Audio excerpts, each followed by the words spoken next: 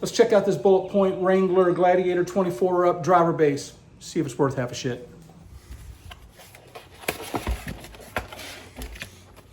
Stickers. And I guess this is instructions. Yeah, we don't need those.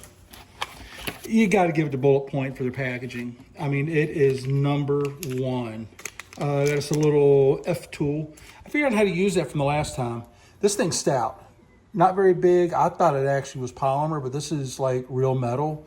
So give it up to them for their solidness as always. Balls are already, he said balls, are already mounted. Comes with all your hardware, even a little Allen wrench. You don't need nothing to install this. It's all in the box. Let's bring the Jeep in, do this thing. So here's what I'm dealing with. In my 22 Gladiator, this was one open trough. The Ruby grid fit right down in that trough. There was 2 screws that held it down. The mounting plate that had the balls on it went all the way across. It screwed down with 6 plates, and you put your arms on it and you're done. Well, for some reason in 24, when they did the minor refresh on the JLJT platform, when they changed the interior, they cut this down into 2 smaller sections and put this. I don't even know what this is. I can't find any information on it. It doesn't look like there's a speaker behind it. I really don't know why they did this. I don't know if it was a design thing. I don't know if it was to get buyers to buy their device holders or just screw with Bulletpoint and all the other aftermarkets.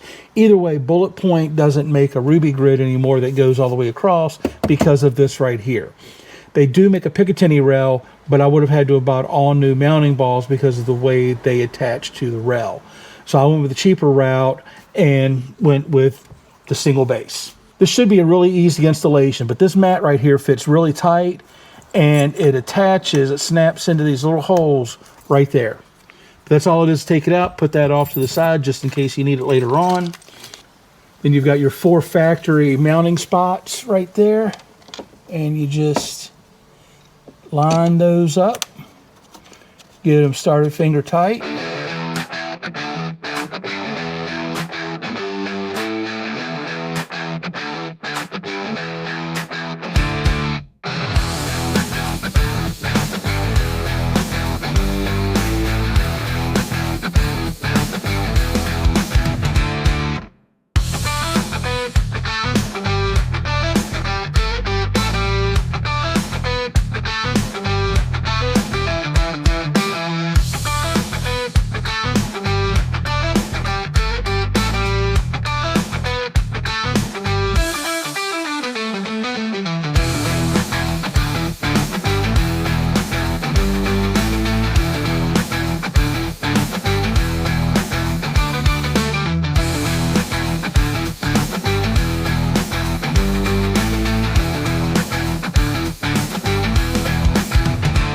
So the only thing left to do is to put the mounting arm right there on the ball, get this tightened down.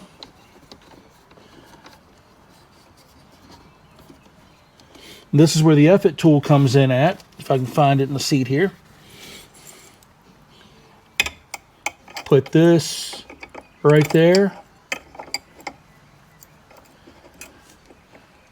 It allows you to put a little bit of extra torque on it if you need to.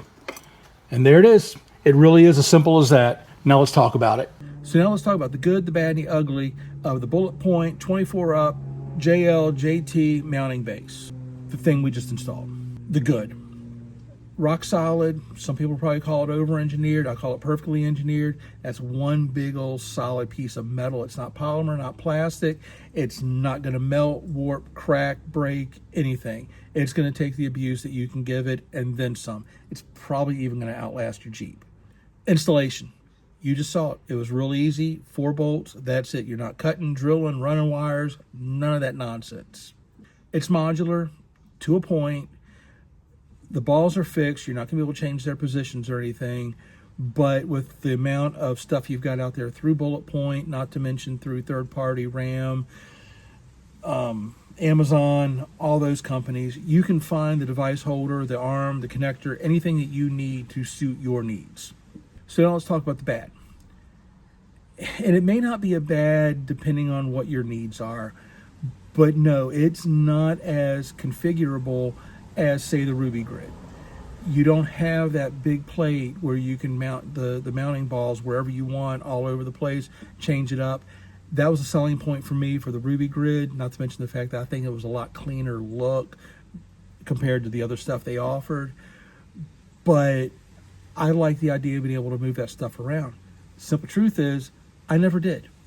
Those balls were in the same position when I took that grid off as they were when I put it in.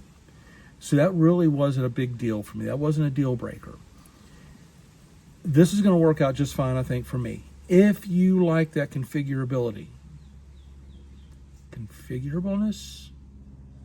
If you like to configure your stuff, if you like a lot more customization, this may not do for you. You might want to look into the Picatinny rail system. Like I said, I like the idea behind it. I just didn't want to buy the extra stuff. Along with the bad, I got to throw price in there. I got an extra arm because I had to get an orange one to match the orange accents on the Mojave. It's me. So I did get an arm, but I didn't really have to. I had a black one that I could have used. I already had the MagSafe mount. So all I had to do was just get the base. That's going to run you about 24, 25 bucks. When you start adding arms, when you start adding connectors, when you start adding all that other stuff, it gets pretty expensive. And I think as a kit with the camera, the arm, and the MagSafe, I want to say that's going to run you right about 90 bucks. That's a lot of money for a phone holder. But like I said in my Ruby Grid video, buy once, cry once. Actually, I think I said that in the CMM, but it applies to this as well. Buy once, cry once. I don't know how many cheap-ass Amazon specials that I'd bought that cracked, broke, the stripped out, the little mounting ball stripped out, all that stuff. Not with Bulletpoint.